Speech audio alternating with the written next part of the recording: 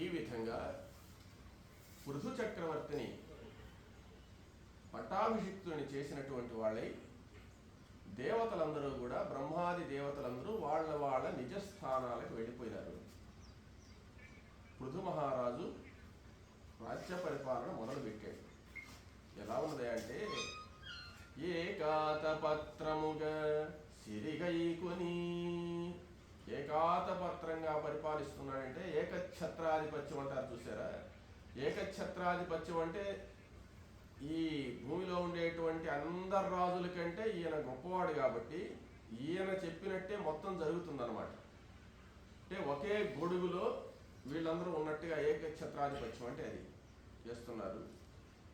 లోకంబు చరణపీఠ శ్రీగున్నతి చేయ పృథుడు చెన్ను వహించన్. అందరూ రాజులు ఈయన సేవిస్తుండగా ఈ పృథు మహారాజు పరిపాలన సాగిస్తున్నాడు. అందరు రాజుల మీద ఈయన రాజు కాబట్టి చక్రవర్తి అంటారు అన్నమాట. అయితే తన జనకుండు, ఇక్కడ రాజ్య పరిపాలనకి ఈయనకు రాగానే పరిస్థితి ఎట్టుందయ్యా అంటే ఏమీ లేదు పరిపాలన చేయడానికి. మా నాయన సంపాదించిన ఆస్తి అంటారు చూడండి. ఈయనకి ఏం ఆస్తి ఉంది? అక్కడ ఏమి భూమి అంతా కూడా అసలు రసాలే లేకుండా పోయినాయి. భూమిలో వర్షాలే కురవడం లేదు. భూమిలో ఉండేటువంటి ప్రజలకు సరి అయినటువంటి ఆహార పదార్థాలు ఇవ్వాలన్నా, పోషణ చేయాలన్నా ఎక్కడ ఏ వస్తువు ఏం వేసినా కానీ దొరకనటువంటి పరిస్థితి అయిపోయింది. అంటే ఆర్థికంగా చాలా దెబ్బతినిపోయిందన్నమాట దేశం. అప్పుడు ఆయన ఏం చేశాడంటే, ఈయన దైవాంశ సంభూతుడు కాబట్టి, చాలా శక్తివంతుడు కాబట్టి, ఈయన పరిపాలనలో ఈయన ఏది చెప్తే అది జరగాలన్నమాట. ఈయనకు తాతగారి పోలిక, వీళ్ళ నాయనకు కూడా తాతగారి పోలికే. కానీ వీళ్ళ నాయనకు వచ్చింది వాళ్ళ అమ్మ నాయన పోలిక, వీళ్ళకి వచ్చింది వీళ్ళ నాయన పోలిక. వాళ్ళ నాయన ఎటువంటి వాడు? వాళ్ళ తాత దేవతలందరూ కూడా ప్రత్యక్షమయ్యి హవిస్సు తీసుకునేటువంటి వాళ్ళని చెప్పుకున్నాం కదా. ఇటువంటి ఆయనకు ఈ తాత పోలిక వచ్చిందంటే, ఈయనకు పట్టాభిషేకానికే బ్రహ్మాది దేవతలు వచ్చారంటే ఇంకెంత గొప్పవాడు. కాబట్టి ఈ రాజ్యాన్నంతా కూడా చెడిపోయినటువంటి రాజ్యాన్ని బాగు చేయాలని చెప్పి అనుకున్నాడు. అందరికీ కూడా వీర మహారాజు అంటే చాలా కోపం అన్నమాట. కానీ ఈయన రాగానే అంతా సస్యశ్యామలం చేయాలని చెప్పి అనుకుని ఒక రథం తీసుకున్నాడు, దివ్య రథాన్ని తీసుకుని ముందు దేశ సంచారానికి బయలుదేరాడు. అసలు దేశం ఎలా ఉన్నది ఏమిటి చూడాలని చెప్పి. ఆ రథం ఎటువంటిదో తెలుసా? జలనితులైన మెట్టలగు దేవతా రథం అది. ఆయన పోతుంటే సముద్రాల మీద కూడా వెళ్ళిపోతున్నది ఆ రథం. అంటే నీళ్ల మీద కూడా వెళ్ళిపోతుందంటే నీళ్లు కూడా ఈ రథం పోయేటప్పుడు గట్టి పడిపోతాయి, రోడ్డు మాదిరి అయిపోతుంది అనమాట. ఆయన రథం దాటంగానే మళ్ళీ నీళ్లు అయిపోతాయి. కొండల మీద పోతున్నాడు, కొండలు అడ్డం వచ్చేయి, రథాన్ని తిప్పుకొని పోవాల్సిన అవసరం లే, ఎదురుపోగానే కొండ చదునైపోతుంది అనమాట, రోడ్డు మాదిరి అయిపోతుంది. చూడండి ఎంత శక్తి ఆయన. అంటే వాళ్ళ తాతగారు చేసిన తపస్సు అంతా మనవడికి వచ్చింది, మనవడు అనుభవిస్తున్నాడు అనమాట. వంశంలో ఎవరికైనా వస్తుందంటారు కదా, అట్లా ఆ కొండలు కూడా రోడ్లు అయిపోతున్నాయి అన్నమాట. అంటే ప్రతి ఒక్క శక్తి కూడా ఈయనకు తల వంచుతున్నది అని. ఇందాక పట్టాభిషేకం అప్పుడే మనం అనుకున్నాం, పంచభూతాలు కూడా ఈయన సేవ చేయడానికి వచ్చారు అని చెప్పాం కదా. అదేవిధంగా అగస్త్య మహర్షి పోయినప్పుడు వింధ్య పర్వతం వంగిపోయి దారిచ్చింది కదా, మరలా ఆయన దక్షిణ దిక్కుగా పోయి నేను మరలా వచ్చేంత వరకు నువ్వు వంగే ఉండమని చెప్పాడు. ఇప్పటికి కూడా వంగే ఉంది వింధ్య పర్వతం. ఆయన ఇంకా రాలేదు. దక్షిణానికి పోయినవాడు ఉత్తరానికి ఇంకా రాలేదు, ఎప్పుడు వస్తాడో తెలియదు. ఆ విధంగా తపశ్శక్తి అనేది అక్కడ ఉంటుంది. ఈయన పోతుంటే కొండలు కూడా రోడ్లు అయిపోతున్నాయి అన్నమాట. మళ్ళీ ఆయన పోగానే మళ్ళీ కొండ అయిపోతుంది. అట్లా తల వంచి ఆయనకు శిరస్సు వంచి ఆయన ఆహ్వానం పలుకుతున్నారు అనమాట. అందరూ కూడా నదులు కానీ, కొండలు కానీ, పర్వతాలు కానీ ఇవన్నీ కూడా. సరే, తిరోహితములై తొలగు అతండు సంచరణ దోహలమున్ ప్రసరించుచో రసాతల సురథామసీమలను తత్రవరోధములేదు కింతయున్. సరే, భూలోకంలో ఇటు సంచరిస్తున్నాడు, పాతాళ లోకానికి కూడా వెళ్ళిపోతాడు. పాతాళలోకానికి పోయినా కానీ ఆయనకి దారి ఇవ్వడమే కానీ రథానికి ఎవరు అడ్డగించేవాళ్ళు లేదు. దేవలోకానికి పోతాడు, ఆకాశ మార్గంలో పోయినా ఎక్కడికి పృథు మహారాజు పోవాలన్నా కూడా అడ్డగించే వాళ్ళే లేరు. ఆ విధంగా ఆయన సంచారం చేస్తున్నాడు. చేస్తూ చూశాడు భూమిని. అయితే ఆయన ఒక్కసారి భూమి అంతా అటు తిరిగేసేటయ్యా. తిరిగేయగానే దున్నకుండానే పండుతుంది భూమి. దున్నాల్సిన అవసరం లే. మామూలుగా దున్ని విత్తనాలు చల్లితే కదా భూమి వస్తుంది, దున్నబల్లే. తర్వాత ఏమంటే విత్తనాలు చల్లబల్లే. ఆయన అలా సంచారం చేస్తేనే పంటలన్నీ కూడా పండేటువంటి పరిస్థితి వచ్చేసిందట. అయితే పంటలు పండుతున్నాయి కానీ దాంట్లోకి రావాల్సిన రసం రావడం లేదు. అంటే భూదేవి స్ట్రైక్ చేసింది కదా ఇక్కడ. ఎందువల్లంటే భూదేవికి ఎటువంటి యజ్ఞయాగాది క్రతువులు లేకుండా చేసి ఆమె ఎటువంటి రసాన్ని రానియకుండా ఆపిపెట్టుందన్నమాట. ఎందుకనంటే ఆమెకు ఆర్డర్ పాస్ చేయలేదు.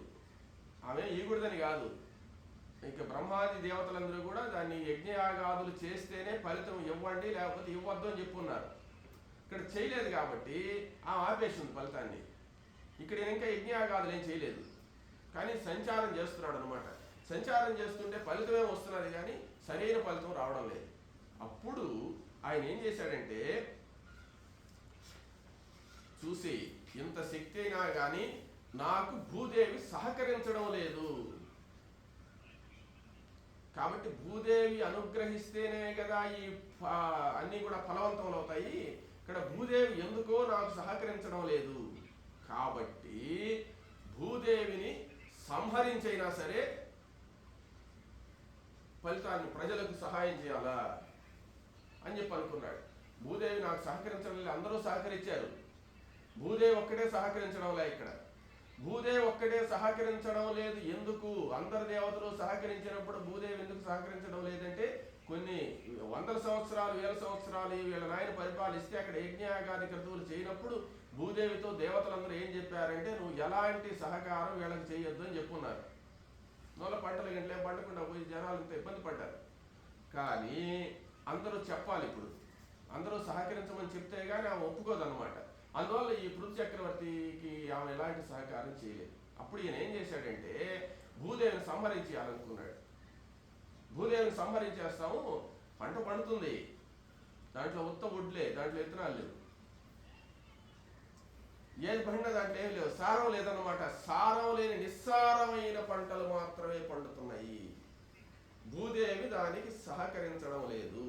కాబట్టి భూదేవిని సంహరించి ఆ పదవిని కూడా తను తీసుకొనైనా సరే ప్రజలకు సహాయం చేయాలా అని చెప్పి భూదేవి మీదకి వెళ్ళాడు. భూదేవి మీదకి వెళ్ళేటోటికి ఆయన భూదేవి మీదకి పోయినప్పుడు ఈ ప్రజా పరిపాలన జరిగేటప్పుడు ఏం జరిగిందంటే, బ్రహ్మదేవుడు ఒక యజ్ఞం చేశాడు. అంటే పృథు చక్రవర్తి అక్కడ ఆ విధంగా ఉన్నాడు. భూదేవిని ఎలాగైనా సస్యశ్యామలం చేయాలని ఆయన ఆలోచిస్తున్నాడు. భూదేవిని సంహరించైనా సరే చేయాలని ఆయన అనుకునేటువంటి సందర్భంలో ఇక్కడ యజ్ఞం జరిగిందనమాట. యజ్ఞం జరిగితే బ్రహ్మ ఒక యజ్ఞం చేశాడు. అంటే బ్రహ్మ ఎందుకు యజ్ఞం చేస్తాడే, అందరూ బ్రహ్మని గురించి తపస్సు చేస్తుంటే బ్రహ్మ ఎందుకు యజ్ఞం చేసేది అని మనం అనుకోవచ్చు. ఒక కార్యక్రమం చేసేవాడు, ఒక పరిపాలన చేసేవాడు, దివ్యమైన శక్తి రావడానికిగా ఆయనకంటే పై అధికారం ఉన్నాడు కదా. ఇప్పుడు బ్రహ్మదేవుడి కంటే పైన విష్ణువు ఉన్నాడు కదా, విష్ణువు కంటే పైన పరబ్రహ్మ ఉన్నాడు కదా. వాళ్ళ యొక్క అనుగ్రహం లేనిది కానీ ఏం చేయలేం కదా. కాబట్టి ఈ సృష్టి కార్యక్రమాన్నంతా చేయమని చెప్పి నియమించినటువంటి వాడు ఆ శ్రీ మహావిష్ణువు కదా. కాబట్టి యజ్ఞయాగాది క్రతువుల ద్వారా ఆ విష్ణువును సంతృప్తి పరిచి దానికి తగిన శక్తిని పొందేదానికిగా బ్రహ్మ కూడా యజ్ఞం చేస్తాడనమాట. యజ్ఞం చేశాడు. యజ్ఞం చేస్తే ఆ బ్రహ్మ చేసినటువంటి యజ్ఞంలో ఒక విశేషం జరిగిందనమాట. దాన్ని ఏమంటారంటే, యాగంబునందు సుత్యాహమునను. సుత్యాహము అనేది జరుగుతుంది. సుత్యాహము అంటే ఏంటి అంటే, ఈ సోమలత ఉంది చూసారా, సోమలతను, ఆ సోమలత అనేది ఏమిటి అని మనం తెలుసుకోవాలి. ఆ సోమలత అనేది మామూలుగా దొరకని పక్షంలో తిప్పతీగతో చేస్తూ ఉంటారు. సోమలతకు ప్రత్యామ్నాయం చేస్తారు, కానీ సోమలతనే తీసుకొచ్చి చేయాలి. సోమలత అనేది ఒక గొప్ప ఔషధి. అది పాడ్యమి రోజు మొదలుకొని పెరుగుతూ పౌర్ణమి వరకు ఒక రకమైనటువంటి రసాన్ని ఉత్పత్తి చేసుకుంటూ ఉంటుంది. దాంట్లో చంద్రకిరణాల ద్వారా పెరుగుతుందన్నమాట. ఆ దివ్య తేజస్సు ఉండేటువంటి సోమలత మీరు ఏమన్నా ప్రయత్నం చేస్తారేమో, ఎక్కడ దొరకదు. ప్రయత్నం చేసినా దొరకదు. అది ప్రస్తుతం అయితే ఎక్కడా లేదు. యజ్ఞయాగాది క్రతువుల్లో కూడా సోమలతకు ప్రత్యామ్నాయంగా ఈ తిప్పతీగనే వాడుకుంటున్నారు. కానీ హిమాలయ పర్వతాల్లో ఉంటుందది ఆ సోమలత. అందుకే ఈ కలియుగంలో యజ్ఞయాగాది క్రతువులు చేసేది తక్కువ కాబట్టి ఈ యజ్ఞయాగాది క్రతువులకు అది లభించదు. అసలు యజ్ఞయాగాది క్రతువులు పర్లేదు, జపయజ్ఞమే గొప్పది కలియుగంలో అని చెప్పుకున్నాడు అనమాట. అందువల్ల ఆ సోమలత ఆ యుగాల్లో దొరికేది.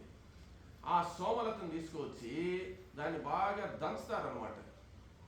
ఋషులే దంచి రసం తీస్తారు. ఆ దంచి రసం తీసేటప్పుడు దాన్ని ఏం చేస్తారంటే, ఆ రసం తీసి ఆ రసాన్ని ఒక పాత్రలో పోస్తారు. ఆ పాత్రలో పోసేసి ఆ రసాన్ని సేవిస్తారనమాట. సేవించినప్పుడు ఆ రసం హోమం చేయడం, దాన్ని ప్రసాదంగా స్వీకరించడం, అది సోమయాగం అని చెప్పి పిలుస్తారనమాట. ఆ సోమయాగం అంటే ప్రతి యజ్ఞంలో కూడా ఈ సోమలతను ఉపయోగిస్తూ ఉంటారు. ఏ యజ్ఞమైనా కూడా ఈ దాన్ని దంచి తీసేటప్పుడు ఒక ఋషి వచ్చాడు దాంట్లో నుంచి. ఆయనే సూతుడు అంటారు. ఆయన సూతుడు అంటే ఇప్పుడు మనకు పురాణం చెప్పేటువంటి సూతుడు కాదు. సూతుడు మాగధుడు అని ఇద్దరు ఉన్నారన్నమాట. మామూలుగా రాజులను పొగుడుతూ ఉంటారు వాళ్ళు. మహారాజా, రాజమార్తాండ, బహుపరాక్ బహుపరాక్ అంటుంటారే, అట్లా చేసేటప్పుడు సూతమాగధులు అంటారన్నమాట. వాళ్ళు వంది మాగధులు వేరే, సూతమాగధులు వేరే. ఆ వంది మాగధులు అనేటువంటి వాళ్ళు పొగిడేవాళ్ళు. సూతమాగధులు అనేటువంటి వాళ్ళు చేయబోయేటువంటి కార్యక్రమాలను కూడా తెలుసుకుని వీళ్ళకి తెలియజేస్తుంటారు అన్నమాట. అప్పుడు ఈ ఈ సోమరసాన్ని దంచి తీసేటప్పుడు ఆ ప్రక్రియ జరిగేటప్పుడు దాంట్లో నుంచి సూతుడు అనేటువంటి ఆయన పుట్టాడు. ఆ సూతుడు అనేటువంటి ఆయన పుట్టిన తర్వాత హోమం మొదలుపెట్టారు. హోమం మొదలుపెట్టినప్పుడు ఆ మఖం జరిగేటప్పుడు దాంట్లో నుంచి మాగధుడు అనేటువంటి ఆయన పుట్టాడనమాట. అయితే ఆ దాన్ని దంచుతాడు చూసావా, ఆ దంచి రసం తీసే ఆయన్ని ఏమని పిలుస్తారంటే సుత్తుడు అని పిలుస్తారనమాట. సుత్తుడు అని పిలిచిదే ఆయన చేసేటువంటి పనిని సుత్తుడు అనేటువంటి ఆయన, అంటే మామూలు ఆయన పేరు వేరే ఉంటుంది. కానీ సోమలతను దంచి రసం తీసేటువంటిది వేదంలో ఆయన సుత్తుడు అని పిలుస్తారు. ఆ సుత్తుడు చేసేటువంటి కార్యక్రమంలో నుంచి, ఆ సోమరసంలో నుంచి ఈ ఋషి పుట్టాడు కాబట్టి సూతుడు అని పేరు వచ్చింది అనమాట. తర్వాత మఖం చేశారు. మఖం అంటే హోమం, యజ్ఞం. ఆ మఖం చేసే సందర్భంలో పుట్టినవాడు కాబట్టి మాగధుడు అని పేరు. ఈయన ఋషి, ఆయన ఋషి. వీళ్ళిద్దరూ ఋషులు పుట్టిన తర్వాత బ్రహ్మదేవుడు ఏం చేశాడంటే, వీళ్ళిద్దరూ పుట్టి బ్రహ్మదేవుడికి నమస్కారం చేశారు. నమస్కారం చేయగానే బ్రహ్మ, నాయన మీరేం చేయాలంటే, ఈ యజ్ఞం చేసేటువంటి ఋషులు నాకు చూసా, ఋషులను ఈ దేవతలను అందరినీ కూడా స్తుతించండి, వాళ్ళ గొప్పతనాన్ని గురించి స్తుతించండి అని బ్రహ్మదేవుడు చెప్పాడు. వీళ్ళు ఇంత కష్టపడి చేస్తున్నారు కాబట్టి, ఈ సందర్భంలో మీరు జనించారు కాబట్టి సూత మాగధులారా మీరు వాళ్ళని స్తుతించండి అన్నాడు. అప్పుడు వీళ్ళిద్దరూ వాళ్ళని స్తుతించడానికి పోతే ఋషీశ్వరులు దేవతలు వీళ్ళందరూ ఏం చెప్పారంటే, మమ్మల్ని స్తుతించాల్సిన అవసరం లేదు, కానీ ఇప్పుడు దేశం బాగుపడడానికి, భూవలయం అంతా బాగుపడడానికి చక్రవర్తిగా పృథు మహారాజు ఉన్నాడు. ఆ పృథు చక్రవర్తి దగ్గరికి వెళ్ళి మీరేమంటే స్తోత్రం, అంటే లేనిపోనివన్నీ స్తోత్రం చేయడం కాదు, ఆయన గొప్పతనాన్ని స్తుతిస్తూ ఆయన భవిష్యత్తులో ఏమి చెయ్యాలనో, ఏమి చేస్తాడో వాటిని గురించి మీరు స్తుతించండి అన్నాడు. ఇందాక ఎవరు అడిగారు, ఎట్లా తెలుస్తుంది జరిగేటువంటి భవిష్యత్తు, ఎలా తెలుస్తుందంటే పృథు మహారాజు భవిష్యత్ అంతా వీళ్ళకి తెలుసు. తెలుస్తుంది, ఎట్ట తెలుస్తుంది అని అంటే ఈ భవిష్యత్తు ప్రణాళిక అంతా కూడా బ్రహ్మదేవుడు చేసేసి ఉన్నాడు. ఆ ప్రణాళిక అంతా వీళ్ళ చేతిలో ఉంది. అందువల్ల వీళ్ళు చెప్పగలరు, ఇంకేం కాదు. అందువల్ల భవిష్యత్ ప్రణాళిక ఏంది అనేది పృథు మహారాజు తెలియదు, వీళ్ళకి తెలుసు. అందువల్ల జరగవలసినటువంటి కార్యక్రమాలన్నింటినీ కూడా జరగవలసినవి కూడా ఆయన ముందు మీరు కీర్తించవలసింది అని పంపిస్తే ఆ ఋషుల యొక్క దేవతల యొక్క అనుజ్ఞ తీసుకుని ఈ సూతమాగదులిద్దరూ కూడా మహారాజు దగ్గరికి వచ్చారు భూలోకంలో. వస్తే ఈయన సభామండపంలో కూర్చొని ఉన్నాడు. ఈయన తీర్థయాత్ర అంతా పూర్తి చేసుకుని వచ్చేసాడు, సభలో కూర్చోన్నాడు. సభలో కూర్చోండగానే ఆ గంభీరమైనటువంటి స్వరంతో వాళ్ళిద్దరూ వచ్చినటువంటి వాళ్ళై ఆ సూతమాగదులిద్దరూ కూడా ఈయన్ను కీర్తించారనమాట. కీర్తించిన తర్వాత ఆయన సంతోషపడి, చూడండి మొట్టమొదట ఆయన కీర్తించిన వాళ్ళు వీళ్ళే. అప్పుడు ఆయన సూతునకు సూత దేశంబును, ఒక దేశాన్ని ఇచ్చేశాడు సూతుడికి. తర్వాత మాగధునకు మగధ దేశంబును, మాగధుడికి మగధ దేశం ఇచ్చాడే. ఎప్పుడైతే వీళ్ళకి బహుమతిగా ఇచ్చాడో సభలో చూస్తున్నారు చూడండి, వాళ్ళందరూ ఏమంటున్నారంటే, ఒరే మనం కూడా ఏమన్నా చేస్తే మనకు కూడా ఏమన్నా ఇస్తారు కదా అనే ఆలోచన అప్పటి నుంచి వచ్చిందనమాట. రాజుగారి దగ్గరికి పోయి ఏదో ఒకటి చెప్పి బహుమానాలు తెచ్చుకోవాలా అనేటువంటి వీళ్ళ ఆలోచన వీళ్ళకి వచ్చి, చూసావా ఒక దేశం ఇచ్చేసాడు అంటే దీనివల్ల ఏమవుతుంది, ఒక జ్ఞానం అనేది పెరుగుతుంది, ఏదో ఒకటి నేర్చుకుంటారు కదా. ఇప్పుడు రాజుగారి దగ్గరికి పోయి ఆయన మెప్పు పొంది ఒక అవార్డు తీసుకోవాలి అంటే దాంట్లో నిష్ణాతులు అయి ఉండాలి కదా, దేనిలో దాన్ని నేర్చుకోవాలి కదా. అప్పుడు ఈ ప్రజల్లో ఒక మార్పు వచ్చింది. ప్రజలు ఏమంటే ఏదో ఒకటి నేర్చుకోవాలి, ఒక పద్యమో ఒక పాటో ఒక నృత్యమో లేకపోతే ఒక ఏదో ఒకటి చేసి రాజును మెప్పించి మనం ఏదన్నా తీసుకోవాలి, అవార్డు తీసుకోవాలనేటువంటి గుర్తింపు వచ్చి వీళ్ళందరూ మొదలు పెట్టారనమాట. వీళ్ళందరూ రాజుగారి దగ్గరికి వచ్చేది, ఈయనందరినీ గౌరవించేవాడే. ఏమంటే వాళ్ళల్లో ఉండేటువంటి టాలెంట్ అంటారే చూసావా, దానికి ఒక గిఫ్ట్ ఇచ్చేవాడు, ఏదో ఒక బహుమతి ఇచ్చాడు అనమాట. అది ఇచ్చినప్పుడు చాలా సంతోషపడేటువంటి వాడు. ఇక్కడ ఒక సందర్భంలో ఒక మాట కూడా నేను చెప్పాల్సి వస్తుంది. రాజులుగా ఉండేటువంటి వాళ్ళు, గొప్పవాళ్ళుగా ఉండేవాళ్ళు వాళ్ళ యొక్క గొప్పతనాన్ని గౌరవించాలి, ఒక అవార్డు ఇస్తే వాళ్ళు సంతోషపడతారనే దానికి ఇక్కడి నుంచి ప్రారంభమైందనమాట. ఆమెను వీళ్ళు ఏం చేశారంటే, ఇప్పుడు మన రామారావు ఉన్నాడు కదా, ఆయన గురించి ఒక వాక్యం చెప్పక తప్పదు. ఆయన గొప్ప నటుడు. ఆయన ఈ వైదికమైనటువంటి ఈ కథలన్నీ కూడా ఇప్పుడు మనం చెప్పుకున్న పృథు చక్రవర్తి కథ కావచ్చు, వీటన్నిటి మీద కూడా విశ్లేషణ చేసి వాటినన్నిటినీ కూడా మనకు కనపడేటట్టుగా చేసినటువంటి మహానుభావుడు. ఇంకెవరు అంత ప్రయత్నం చేయలేదు, చేసినా అవి రక్తి కట్టలేదు అన్నమాట. అటువంటి ఆయన్ను చంద్రశేఖర సరస్వతి స్వాములు వారు, అంటే ఆయన నడిచే దేవుడని పేరు. ఆ నడిచే దేవుడు అనేటువంటి పేరు కలిగినటువంటి ఆయన మహాత్ముడు కూడా ఈయన నటనను గౌరవించి ఆయన సీతారామ కళ్యాణం అనేటువంటి సినిమాని తీస్తే దాన్ని ఆయన సినిమాకు కోడు కాబట్టి ప్రత్యేకంగా ఆ సినిమా వేయించుకొని చూసి సంతోషపడి విశ్వవిఖ్యాత నట సార్వభౌమ అనేటువంటి ఒక బిరుదును ఆయనకి ఇచ్చాడు. అంతకంటే ఏం కావాలా? అది ఈరోజు మనం ఇక్కడ పురాణంలో చెప్పుకోగలుస్తున్నామంటే రామారావు ఎక్కడున్నాడో, చంద్రశేఖర భారతి ఎక్కడున్నాడో, వాళ్ళు ఎట్టుపోయినారో ఏమో మనకు తెలియకపోయినా కీర్తి అనేది నిలబడిపోయింది కదా. అదన్నమాట. అంటే కళను గుర్తించేటువంటి గుర్తింపు పృథు మహారాజు దగ్గర నుంచి వచ్చింది అంటున్నాడు. ఆయన అంత కష్టపడి చేసినప్పుడు దానికి ఏదో గుర్తింపు. ఈ సూతమాగదులిద్దరూ కూడా ఎప్పుడైతే ఆయన జరగబోయే కార్యక్రమాలు కూడా చెప్పారంటే వీళ్ళెంత మహాత్ములై ఉండాలి. చెప్పినప్పుడు వాళ్ళ చెరుకు దేశాన్ని ఇచ్చేసాడు, సూత దేశము మాగధ దేశం ఇచ్చేసాడు. కొరవాళ్ళు కూడా ఏం చేశారంటే పోయేది మంచి నేర్చుకునేది అవన్నీ వచ్చేది రాజుగారి దగ్గర చెప్పేది చేస్తుండేది. అప్పుడు ఆయన ఏదో ఒకటి ఒక బంగారు దండో లేకపోతే ఏదో వాళ్ళకి వచ్చింది ఇస్తుంటే వాళ్ళు సంతోషపడేవాళ్ళు అనమాట. ఒకసారి ఒక రాజు ఇట్నే, అంటే పృథు చక్రవర్తి దగ్గరికి కాదు ఇంకొక ఆయన దగ్గరికి అనమాట. ఇది అలవాటు అయిన తర్వాత ఏదో ఒక పద్యం రాసుకోపోయి ఆయనకి ఏదో చెప్పి ఏదో తెచ్చుకోవాలన్నట్టు బీద బ్రాహ్మడు అనమాట. ఆయనకేం రాదు. పోయేసి భోజనం దేహి రాజేంద్ర ఘృతసూప సమన్వితం అని రాసుకున్నాడు 2 చరణాలు. రాసేటోటికి ఆ కొరవ రాలి ఆయనకు. ఆలోచిస్తున్నాడు. ఆ దారిని పోతున్నాడు కాళిదాసు చూసి ఏంద్ర ఆయన రాస్తున్నాడంటే భోజ మహారాజు దగ్గరికి పోవాలి. భోజ మహారాజు అంటే ఎవరినైనా గౌరవిస్తాడు, ఏదన్నా బహుమానాలు ఇస్తాడు. పద్యం రాసుకోపోదాం అనుకుంటే నాకు 2 పాదాలే వచ్చాయి, కొరవ రాలేదంటే ఏం రాసేవన్నాడు. భోజనం దేహి రాజేంద్ర కృతసూప సమన్వితం అని రాశాను. కొరవ నేను చెప్తా రాసుకోవాలి. ఏమంటే కృతసూప సమన్వితం అనగానే రాసుకుంటున్నానయ్యా అన్నాడు.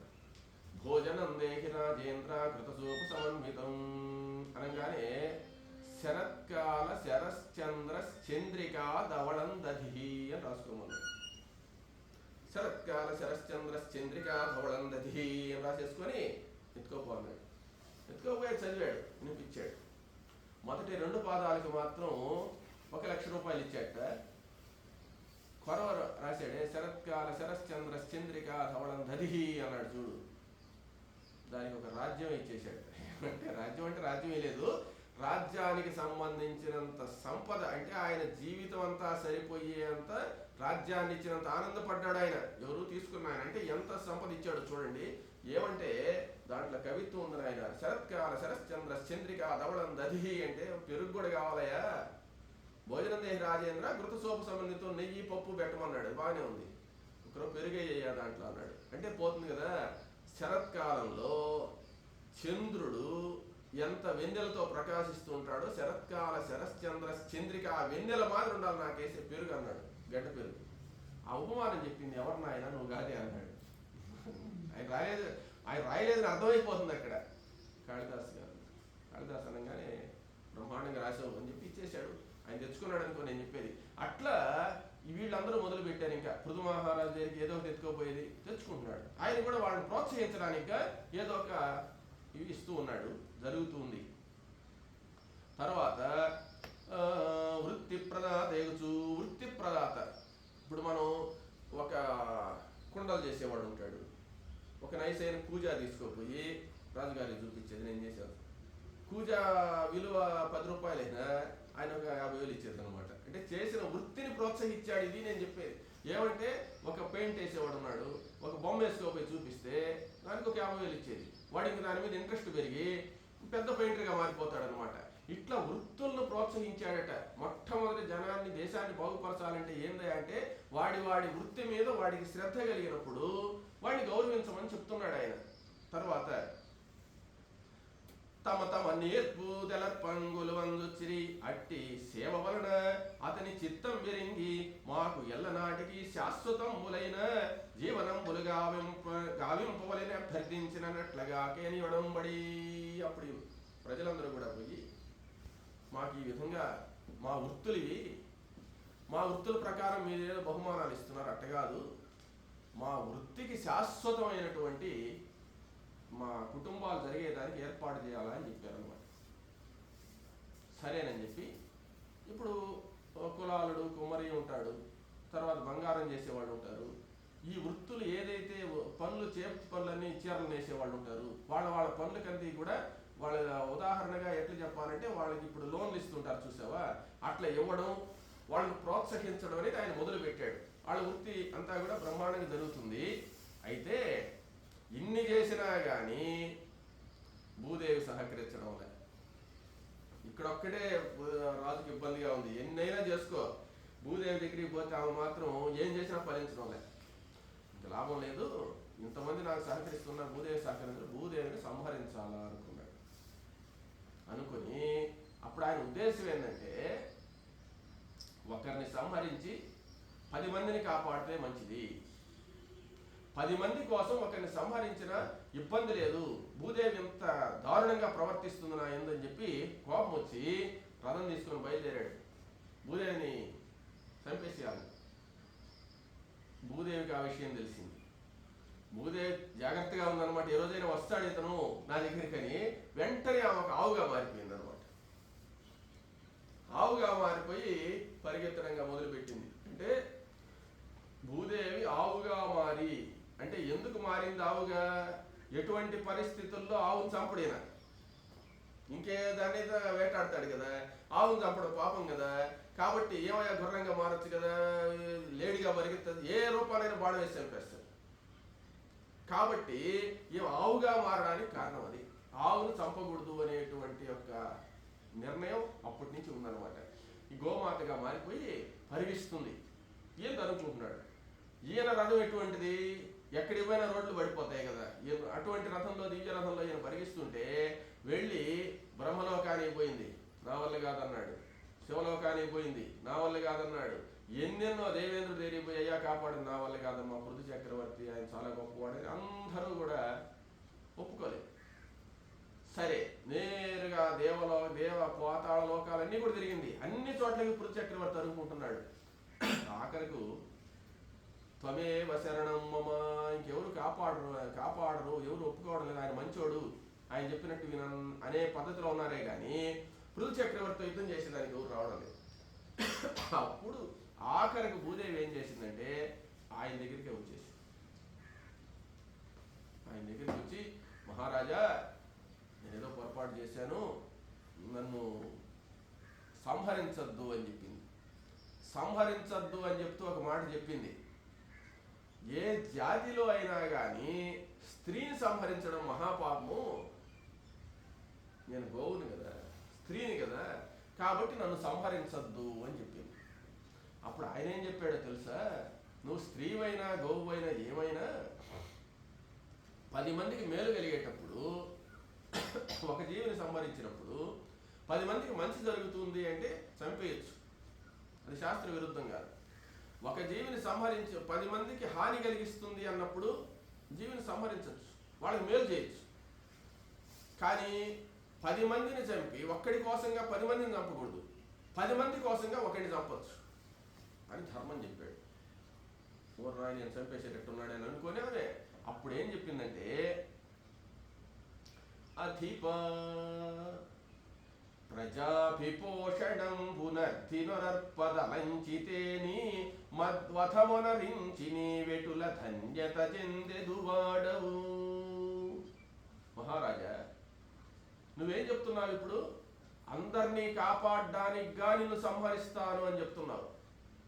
నన్ను సంహరించి వాళ్ళని ఎట్లా కాపాడుతావు నువ్వు, ఏ రూపాన్ని కాపాడగలవు నువ్వు అని అడిగింది. అని ధన్యతనుందెడువాడనొప్ప అవిధము చరాచరాత్మకము విశ్వము నేను ధరింతు. నేను ఒప్పుకోను నువ్వు చెప్పిన దానికి, నన్ను సంహరించేసి వాళ్ళని కాపాడుతానంటే నేను ఒప్పుకోను. ఎందువల్లంటే చరాచరం అంటే చరములు అంటే తిరిగేవి, తిరగనటువంటి ప్రపంచాన్నంతా కూడా నేను భరించున్నాను. అయితే నాకు నేను ధరింతు నాకు దుర్విధి యొలయంకనింతయనువే చెడిపోవది నీవ చూడుమా. నన్ను నువ్వు ఎప్పుడు సంహరిస్తావో ఈ చరాచరములన్నీ కూడా నశించిపోతాయి, అన్నీ నాలోనే ఉన్నాయి. కాబట్టి నన్ను సంహరించి నువ్వు చరాచరాలను రక్షించేది, చరాచరాలన్నీ నాలోనే ఉన్నాయి కదా అని చెప్పి అన్నాడు. అని అన్నం బునాయధీనము, అన్నం రావాలంటే నాలో నుంచి రావాల్సిందే, నాలో నుంచి ఉద్భవిస్తేనే కదా మీకు సస్యాలన్నీ కూడా పండుతున్నాయి, పండితేనే కదా ప్రజలు నువ్వు పోషించగలవు. నేను లేకపోతే ఎట్ట పోషిస్తావు నువ్వు.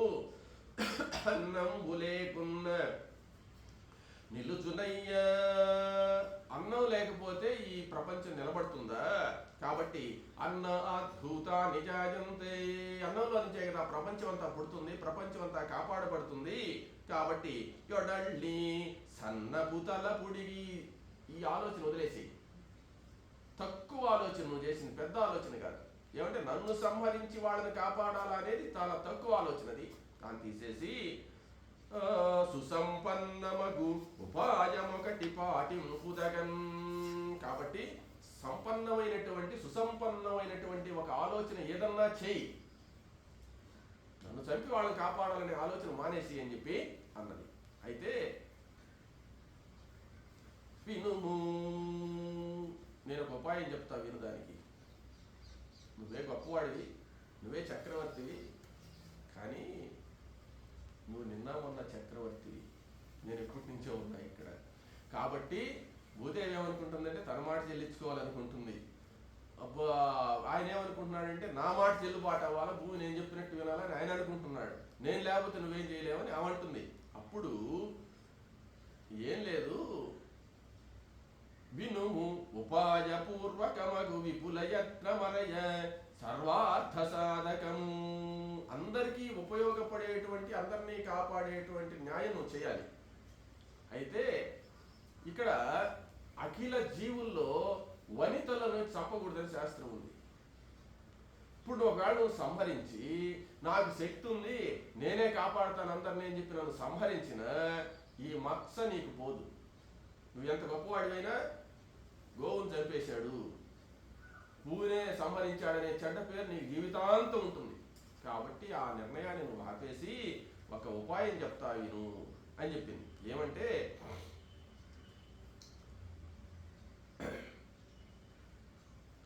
ఆమె ఏం చెప్తుందంటే, నీవు సర్వార్థ సమర్థ ఒకటి ఎరుంగవే కావున మత్ప్రయోజనము గైకొని. అప్పుడు ఆయన ఏం చెప్పాడంటే, నన్ను గోవును చంపేసినటువంటి పాపం నాకు వచ్చినా, నాకు మత్స్సు వచ్చినా పర్వాలేదు, కానీ నేను ప్రజలకు సహాయం చేయాల్సిందే కూర్చున్నాను. అప్పుడు ఆమె ఏం చెప్పిందంటే, సరే నువ్వు మొండివాడివి వినవు, కానీ ఎందుకు ఈ బాధ, నేనే నీకేదో సహాయం చేస్తాలే అని చెప్పి. ఏమంటే, గోరూపనైన నాకు ఇంపారగ క్రేపుల ఘటించి అయ్యై వస్తు క్షీరములు పితికి కొనుటకు కోరి పనుపు వివిధ భూత కోట్లను వరుసన్. నేను గోరూపంలో ఉన్నాను కదా, ఇప్పుడు గోరూపంలో ఉన్నాను కాబట్టి సరే నీ కోరిక తీరుస్తాను. మీకు ఏవి అవసరమో అంటే, ఇక్కడ ఏంది అంతరార్థం అంటే, భూదేవిని సంహరించడం కాదు, భూదేవిని ప్రార్థించి నమస్కరించి ఆమె ద్వారా ఫలితాన్ని పొందాలా అనే చెప్తుందనమాట. అదే ఆయన ఏం చెప్పాడు, నా రాజ్యం నా ఇష్టం, నేను నిన్ను శాసించి తీసుకోవాలా అని చెప్పి ఆయన అన్నాడు. సరే నువ్వు మంచిగా చేస్తున్నావు కాబట్టి నువ్వు నీ మాట ప్రకారం పోతానంటే, అప్పుడు ఆయన ఏం చెప్పాడంటే, నువ్వు ఇవన్నీ ఆలోచించొద్దమ్మా, ఇప్పటికైనా నీవు తల్లివి కదా, భూమాత అంటే అందరికీ తల్లివి కదా, ఇప్పుడు నువ్వు తల్లివి కాదు, నేను చెప్పినట్టు వినాలా. పృథు మహారాజు చెప్పడం చూడు, బిడ్డలు అనేటువంటి వాళ్ళు తండ్రి చెప్పినట్టు వింటారు కదా, అట్లా నువ్వేందంటే నేను చెప్పినట్టు విని నా బిడ్డ అనిపించుకో. నువ్వు అందరి చేత తల్లి అనిపించుకున్నావు, కానీ నా చేత మాత్రం బిడ్డ అనిపించుకో. పృథివీ అనే పేరు నీకు వస్తుంది. పృథివీ అంటే పృథు మహారాజు యొక్క బిడ్డ అనేటువంటి ఖ్యాతిని తెచ్చుకో అని చెప్పి అన్నాడు. భూదేవే లొంగిపోయింది ఆయన అంటే, సరేనన్నది. పోన్లే పాపం ఇంత బతిలాడతాడు, ఇంకెందుకు ప్రజల కోసమే కదా అని చెప్పి ఆమె కూడా ఆయన పరీక్ష చేయడానికి అట్లా చేసిందనమాట. చేసి అప్పుడు ఏం చెప్పిందంటే, అప్పుడు ఆయన ఏం చెప్పాడంటే, ఒక నియమం ఉందన్నమాట ఆయనకు, రాముల వారికి ఉన్నట్టుగా ఒక నియమం ఉంది. ధనుస్సు ఎక్కుపెట్టున్నాడు ఆయన, రామబాణానికి తిరుగులేదు కదా. ఆ రామబాణానికి తిరుగులేదు కాబట్టి రౌద్రమైనటువంటి సాయకం, రుద్ర సంబంధమైనటువంటి ఒక సాయకం ఎక్కుపెట్టుకున్నాడు. ఆయన దగ్గర అజగం అనే ధనుస్సు ఉంది. ఎక్కుపెట్టి రథంలో ధనుస్సులో బాణాన్ని ఎక్కుపెట్టి తరుముకున్నాడు ఆమెని. ఇప్పుడేదో వాళ్ళు సర్దుకున్నారు. సర్దుకున్నప్పుడు ఈయన బాణాన్ని వెనక్కి తీసుకునేటువంటి పరిస్థితి లేదు. అప్పుడు ఆయన ఒక మాట చెప్పాడు, నువ్వు నా కూతురుగా నేను చెప్పిన మాట విని నా కూతురుగా నేను చెప్పిన పని కానీ చేస్తే అప్పుడు ఈ సాయికాన్ని వెనక్కి పంపించేస్తాను, ఉపసంహరించుకుంటాను అన్నాడు. అప్పుడు ఆమె సరేనని చెప్పింది. అంటే నేను ఎక్కుపెట్టిన బాణం ప్రయోగించాల్సిందే, కానీ నువ్వు నా బిడ్డగా మారిపోయినప్పుడు బిడ్డ మీద ప్రయోగించకూడదని నేనేదో దాన్ని వెనక్కి తీసుకుంటానని చెప్పాడు. చెప్పిన తర్వాత సరేనని చెప్పి ఆమె ఒప్పుకొని, ఆమె ఏం చెప్పిందంటే, సరే నువ్వు చెప్పావు కాబట్టి నా మాట కూడా విను, నేనేం చేస్తానంటే గోరూపంలో ఉన్నాను కాబట్టి మీకే అవసరాలు ఆ కోరికలన్నీ నేను తీరుస్తాను, మీరు వచ్చి తగిన పాత్రలు తెచ్చుకోండి. మేము పాలు ఇవ్వాలంటే దూడ కావాలి, దూడ కావాలంటే ఏ ఏ జాతికి చెందినటువంటి వాళ్ళు వాళ్ళ దూడలుగా ఎవరిని అంటే ఒక నాయకులుగా మీరు తయారైపోయి ఒక్కొక్క జాతికి మీరు వచ్చి ఒకరు దూడగా తయారయ్యి ఒకరు పాలు పితుక్కునే వాళ్ళుగా వచ్చి మీకు నచ్చినటువంటి పాత్రలో మీకు ఏది అవసరమో దాన్ని ధ్యానం చేసి కానీ సంకల్పం చేస్తే అది నేను ఇస్తాను అని భూదేవి చెప్పింది. అంటే ఇక్కడ భూదేవి దేవత కదా, మనమంతా ప్రార్థన చేసినప్పుడు మన కోరికలు తీరుస్తుంది కదా, మీ కోరికలన్నీ తీరుస్తాను అని చెప్పి ఆమె చెప్పిన తర్వాత అప్పుడు పృథివీ అనే పేరు వచ్చింది ఆమెకు. పృథివీ అంటే పృథు మహారాజు అనుగ్రహాన్ని పొందిందని పృథు మహారాజు యొక్క బిడ్డగా అనుకున్నాడు అనమాట. పృథ్వీ ఆమె సాయికాన్ని పక్కన పెట్టేశాడు, ఉపసంహరించేసుకున్నాడు. ఇప్పుడేం చేయాలా? ఇప్పుడే మనం బాగా గమనించుకోవాల్సినటువంటి విషయం, ఆమె పెద్ద గోమాత అన్నమాట. గోమాత రూపంలో ఆమె ఉన్నది. వీళ్ళందరూ మీకు ఏమేం కోరికలు ఉన్నాయో అన్నీ తీరుస్తాను అని ఆమె వరద అంటే వరాలు ఇచ్చేదానికి సంసిద్ధమైంది భూదేవి. అప్పుడు ఈయన ఏం చేశాడంటే మొట్టమొదట ఆ ఆవులో నుంచి పాలు వెతకాలి కదా, పాత్ర కావాలి కదా, దూడ కావాలి కదా. ఇప్పుడు స్వయంభవ మనువునేమంటే దూడగా తయారవ్వమన్నాడు. స్వయంభవ మనువు ఆయన దూడగా తయారైనాడు. మనువు అంటే మానవుల కోసం నాయకుడు అనమాట ఆయన. ఆయన ఆ స్వయంభవ మనువు దూడగా తయారైతే ఆ తల్లి దగ్గర పోయి పాలు తాగుతున్నాడు. పాలు తాగిన తర్వాత పాలు తాగి పక్కకు వచ్చిన తర్వాత చేపింది కదా పాలు, ఆ తీసుకోవడానికి ఈయన పాత్ర కావాలి కదా, పాత్ర చేయి పట్టుకున్నాడు, చేతులని తీసుకున్నాడు అనమాట పాలు. వాటిని పిండాడు. ఎవరు? పృథు చక్రవర్తి. ఆ పిండితే సంకల్పం ఏం చేశాడంటే సస్యాలు కావాలా అన్నాడు. సస్యములు అంటే రసం. ఇప్పుడు ఒడ్లు ఉన్నాయి, ఒడ్లు పండుతున్నాయి కానీ ఉత్త తరకలేదని చెప్పాను కదా, దాంట్లో బియ్యము దాంట్లో పాలు పోస్తారు చూడు, ఆ పాలు గట్టి అయిపోయి బియ్యం అవుతాయి అన్నమాట. అదేవిధంగా మామిడి పండు ఉంది, మామిడి పండులో రసం రావాలి కదా, టేస్ట్ అనమాట. ఒక విధంగా చెప్పాలంటే రుచి టేస్ట్ కావాలి కదా, అవన్నీ కూడా కావాలి. నా దేశంలో అన్ని నిర్బీజం ఏమీ రసం లేనటువంటి పదార్థాలే ఉన్నాయి, వాటన్నిటినీ పరిపుష్టి చేసి ప్రజలకు శక్తినిచ్చేటువంటి రసాలు కావాల ఓషధుల్లో అని ఆ సంకల్పం చేసి పిండాడు అనమాట. పిండంగానే ఆయన చేతులేకి ఒక దివ్యమైనటువంటి తేజస్సు మాదిరి పాలు వచ్చాయి. పాలు రాగానే ఆయన శరీరంలోకి పోయినాయి, చేతిలో నుంచి శరీరంలో నుంచి ఒక తేజస్సు వచ్చింది. ఆ తేజస్సు పృథు మహారాజులో నుంచి వచ్చిన తేజస్సు అంతా మొత్తం భూవలయం అంతా నిండిపోయింది అనమాట. అప్పుడు చెట్లలో పండ్ల చెట్లలో వాటిల్లంతా కూడా ఆయన కోరిక తీరి ఆ దివ్య తేజస్సు ఆ రసము అనేటువంటిది ఓషధుల్లో రసము అనేది ఉత్పత్తి అయిపోయింది. తరువాత అన్నాడు, గోమాత రెడీగా ఉంది ఏ ఊరు కోరుకుంటే కానీ. తర్వాత రెండో ఆయన సోముడు వచ్చాడు. సోముడు అంటే చంద్రుడు. చంద్రుని పిలిచారు, చంద్రుణ్ణి దూడవమన్నారు. ఎవరు? ఈ ఋష్యాదులందరూ అన్నమాట. ఈ ఋషులందరూ మొట్టమొదటి చూడండి అక్కడ ఋషులకి ఎట్ట గౌరవిస్తున్నారు. దేవతల కన్నా ముందు ఋషులే వచ్చారన్నమాట. ఆ ఋషులు ఏం చేశారంటే బృహస్పతిని ఎన్నుకున్నారు పాలు పితికేదానికి. ఒక నాయకుడు, ఒక పాత్ర, ఒక ఫలితం అన్నమాట. వాళ్ళు ఏం చేశారంటే ఛందస్సు అంటే యజ్ఞయాగాది క్రతువులు చేసేటప్పుడు మంత్రాలకంతా కూడా ఒక ఛందస్సులో ఉంటుందన్నమాట. ఛందస్సు శాస్త్రం అది.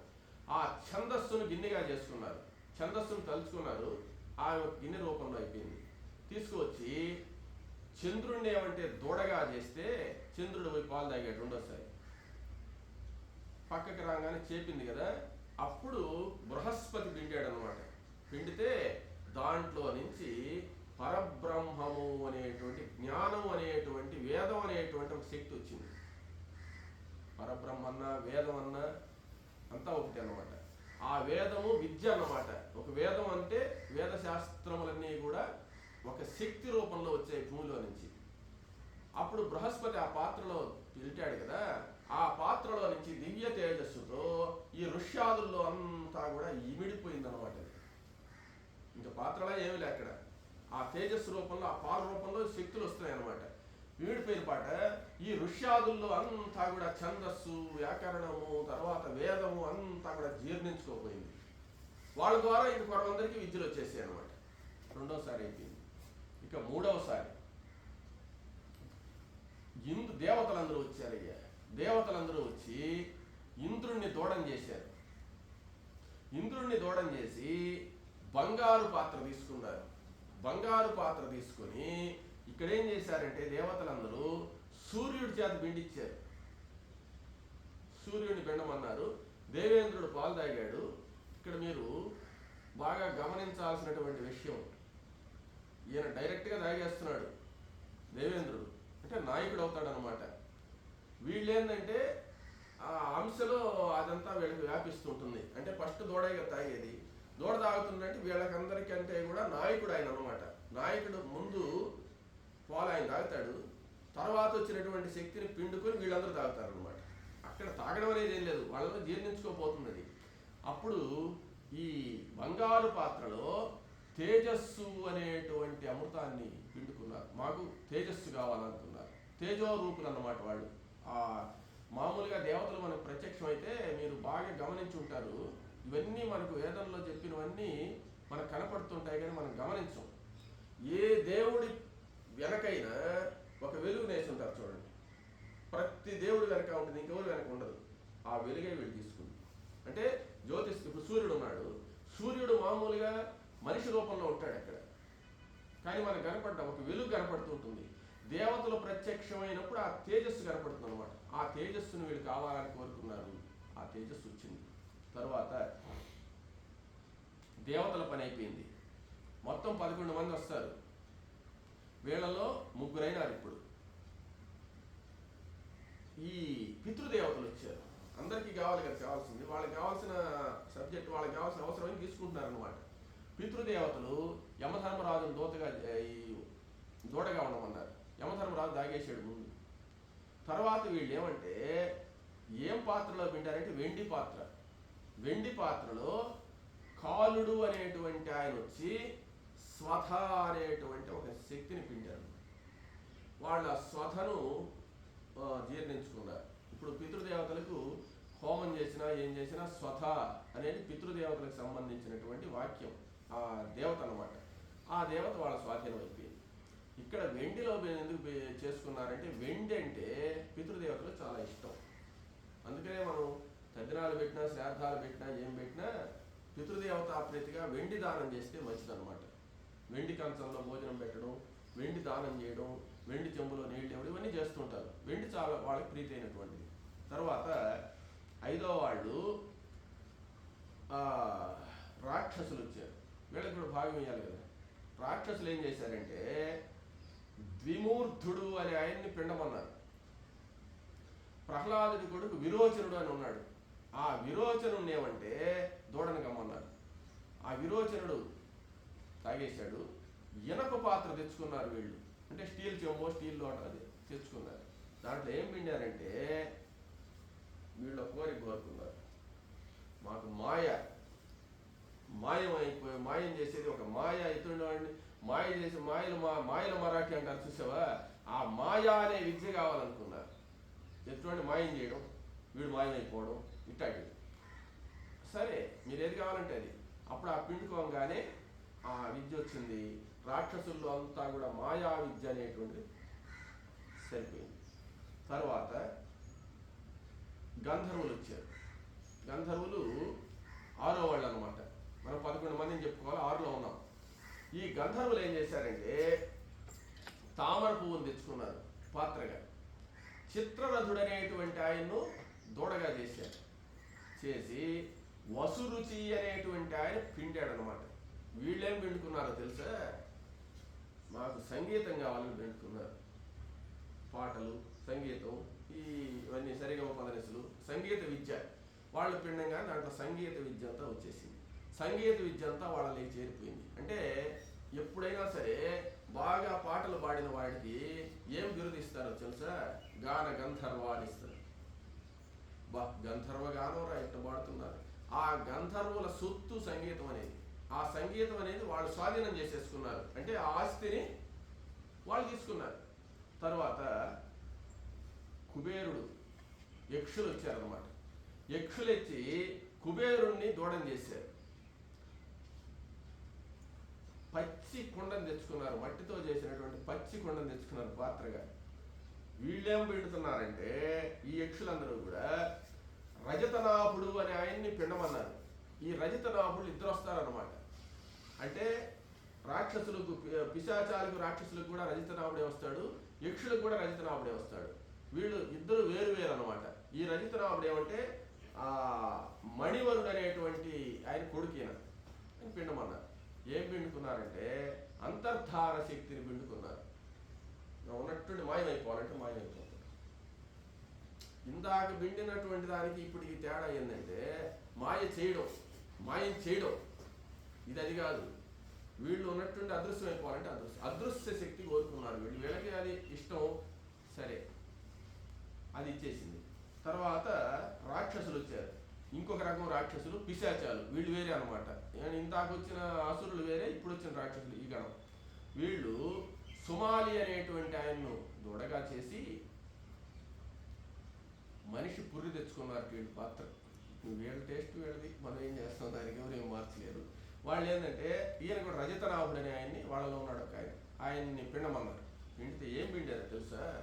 మనకి ఏం అవసరం లేదు తల్లి, నీ పాల టేస్ట్ మాకు బాగలేదు, మాకు అమృతాలు వల్ల ఏమని, మానవుడి రక్తం కావాలి మాకు అన్నారు మహానుభావులు. సరే, వాళ్ళు మానవుల రక్తం అంటే ఇష్టం వాళ్ళకి. ఆ మానవ రక్తాన్ని తాగాల అనేటువంటి శక్తి వాళ్ళలో జీర్ణించుకోపోయింది. వాళ్ళు మనిషి కనపడితే చంపి తినేస్తారు అనమాట.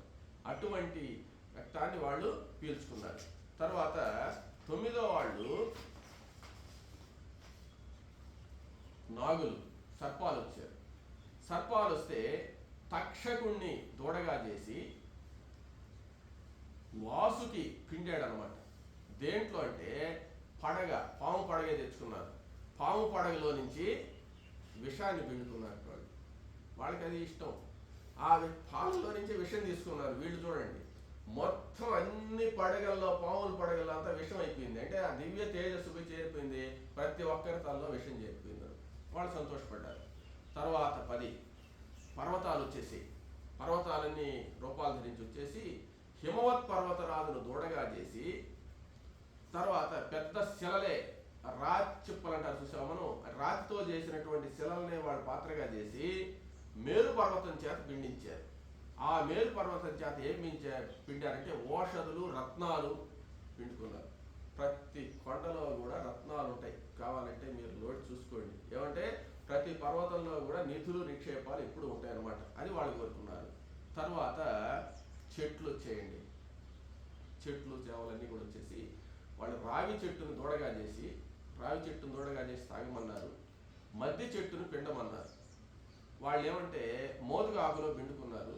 మోదుగా ఆకులో పిండింది ఏంటంటే మమ్మల్ని నరికేసినా కానీ మళ్ళీ మనం మొలిచేటువంటి శక్తిని అడిగారు అనమాట. సరేనని చెప్పి ఇచ్చేసింది. భూదేవి ఏం మాట్లాడడం లేక గమ్మున ఆవు అయిపోయింది. వీళ్ళు ఇష్ట ప్రకారం వీళ్ళు పిండుకున్నారు. అవి అందరూ వచ్చేసారు, పిండేశారు, అయిపోయింది. ఈ విధంగా పిండుకున్న తర్వాత వాళ్ళ కోరికలన్నీ తీరిన తర్వాత వాళ్ళు ఏం చేశారంటే ఈ విధమున సకల చరాచరములు వాళ్ళకి కావలసినవన్నీ కూడా భూదేవి ఇచ్చేసింది.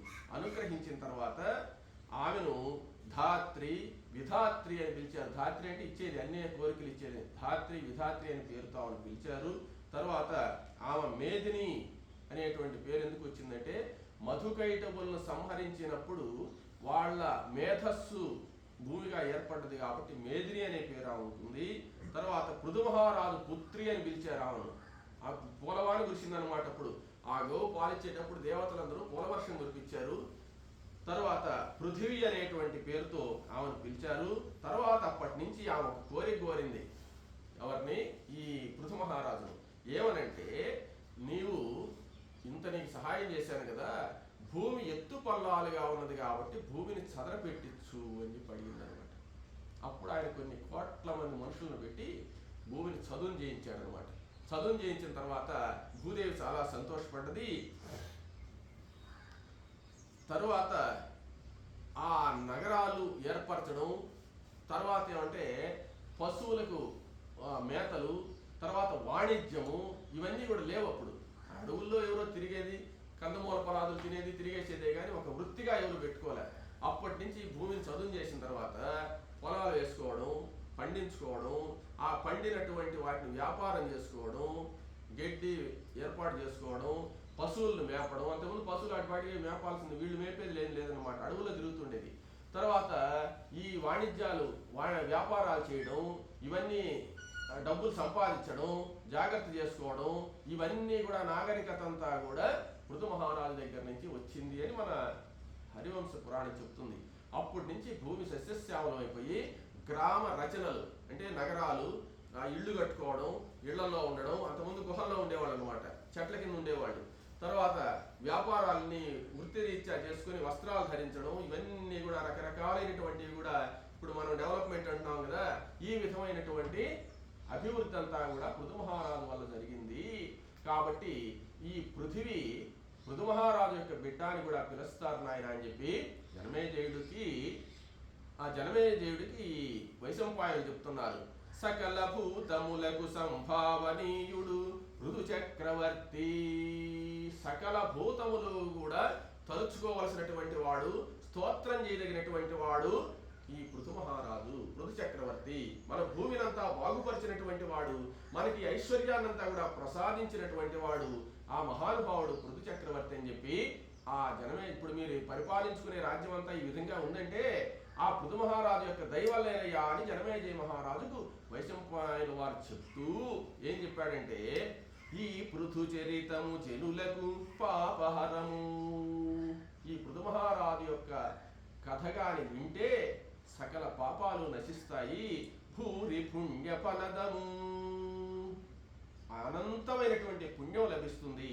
శ్రీ పుత్ర పౌత్ర వర్ధనము, సంపద, పుత్రులు పౌత్రులు కలుగుతారు. వర్ధనము మోపి పఠించినను వినిన నొసగును ముక్తిన్. పఠించిన వినిన, చదివిన వాళ్ళు కానీ తర్వాత వినిన వాళ్ళు కానీ అన్ని ఐశ్వర్యాలు పొందుతూ మోక్షాన్ని పొందుతారు నాయన అని చెప్పి ఈ జనమేజయ మహారాజుకు వైశంపాయనుడు వారు ఈ పృథు చరిత్రను వివరించాడట. స్వస్తి ప్రజాభ్య పరిపాలయంతాం న్యాయేన మార్గేణ మహిం మహిషః గోబ్రాహ్మణేభ్యః